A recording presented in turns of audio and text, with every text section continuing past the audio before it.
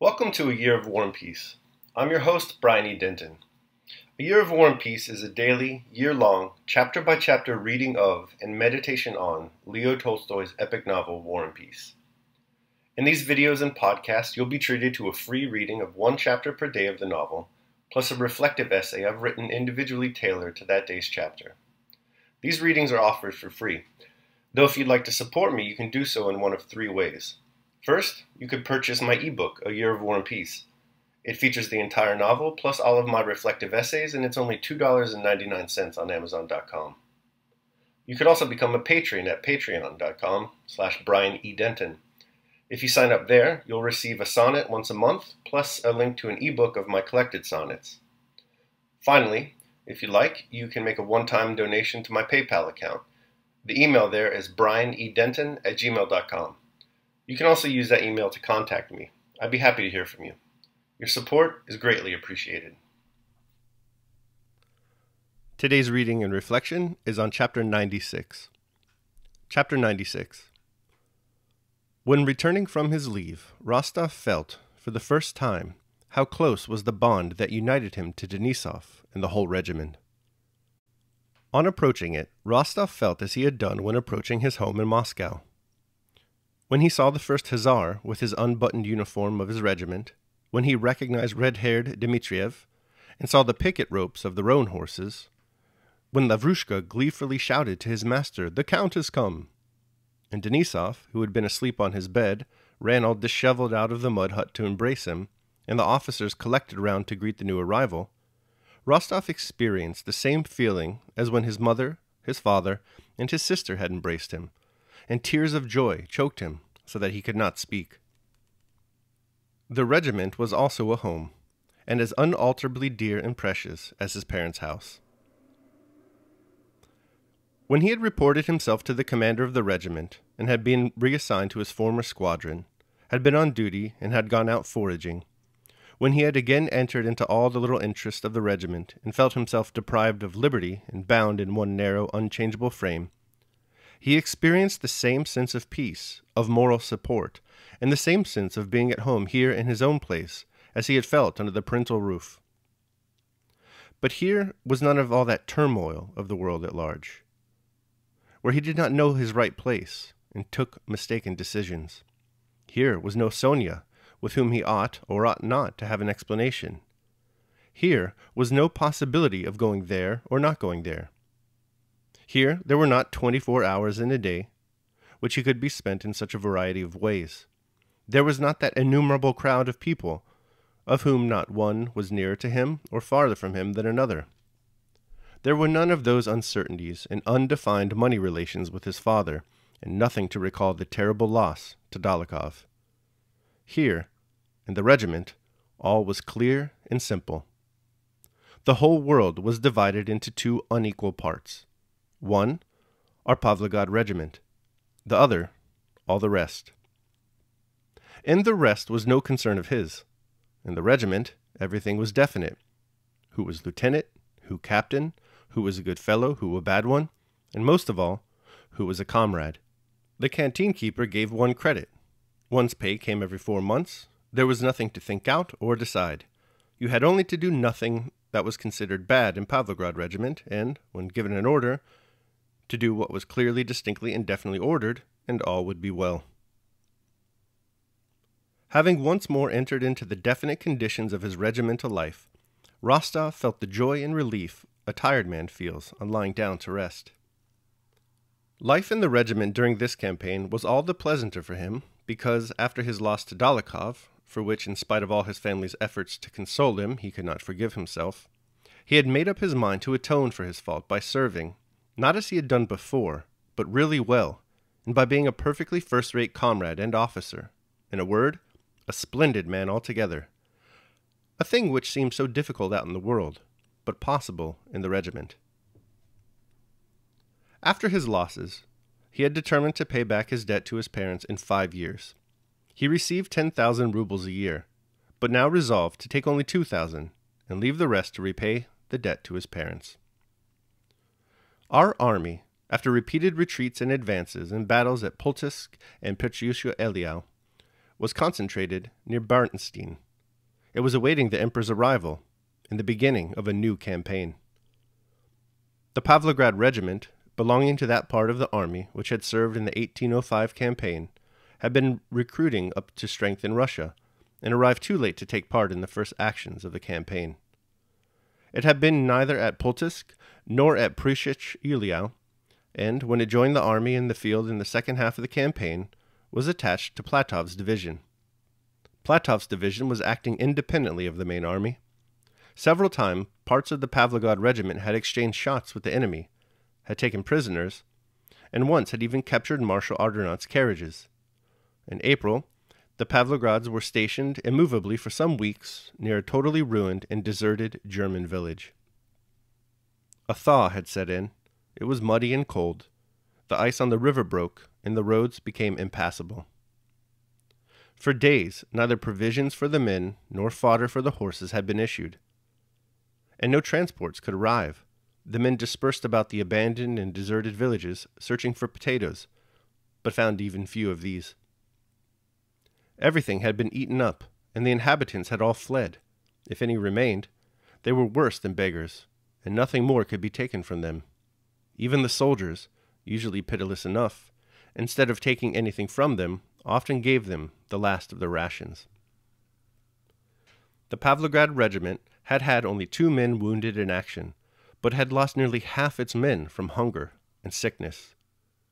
In the hospitals, death was so certain that soldiers suffered from fever or the swelling that came from bad food, preferred to remain on duty, and hardly able to drag their legs, went to the front rather than to the hospitals. When spring came on, the soldiers found a plant just showing out of the ground that looked like asparagus, which, for some reason, they called Mashka's sweet root. It was very bitter, but they wandered about the field seeking it, and dug it out with their sabers, and ate it, though they were ordered not to do so, as it was a noxious plant. That spring a new disease broke out among the soldiers, a swelling of the arms, legs, and face, and the doctors attributed that to the eating of this root. But in spite of all this, the soldiers of Denisov's squadron fed chiefly on Mashka's sweet root, because it was the second week that the last of the biscuits were being doled out at a rate of half a pound a man, and the last potatoes received had sprouted and frozen. The horses also had been fed for a fortnight on straw from the thatched roofs, and had become terribly thin, though still covered with tufts of felty winter hair. Despite this destitution, the soldiers and officers went on living just as usual. Despite this destitution, the soldiers and officers went on living just as usual. Despite their pale, swollen faces and tattered uniforms, the hussars formed line for roll call, kept things in order, groomed their horses, polished their arms, brought in straw from the thatched roofs in place of fodder, and sat down to dine around the cauldrons from which they rose up hungry, joking about their nasty food and their hunger. As usual, in their spare time they lit bonfires, steamed themselves before them naked, smoked, picked out and baked sproutin' rotten potatoes, told and listened to story of Potemkin's and Suvorov's campaigns, or to the legends of Elisha the Sly or the priest-laborer Mikolanka. The officers, as usual, lived in 2s and 3s in the roofless, half-ruined houses. The seniors tried to collect straw and potatoes, and, in general, food for the men. The younger ones occupied themselves as before, some playing cards, there was plenty of money, though there was no food, some with more innocent games, such as quoits and skittles. The general trend of the campaign was rarely spoken of, partly because nothing certain was known about it, partly because there was a vague feeling that in the main it was going very badly. Rostov lived, as before, with Denisov, and since their furlough, they had become more friendly than ever. Denisov never spoke of Rostov's family, but by the tender friendship his commander showed him, Rostov felt that the elder hussar's luckless love for Natasha played a part in strengthening their friendship. Denisov evidently tried to expose Rostov to danger as seldom as possible, and after an action greeted his safe return with evident joy. On one of his foraging expeditions, in a deserted and ruined village, to which he had come in search of provisions, Rostov found a family consisting of an old Pole and his daughter with an infant in arms. They were half-clad, hungry, too weak to get away on foot, and had no means of obtaining conveyance. Rostov brought them to his quarters, placed them in his own lodging, and kept them for some weeks while the old man was recovering. One of his comrades, talking of women, began chaffing Rostov, saying that he was more wily than any of them, and that it would not be a bad thing if he introduced them to the pretty Polish girl he had saved. Rostov took the joke as an insult, flared up, and said such unpleasant things to the officer that it was all Denisov could do to prevent a duel.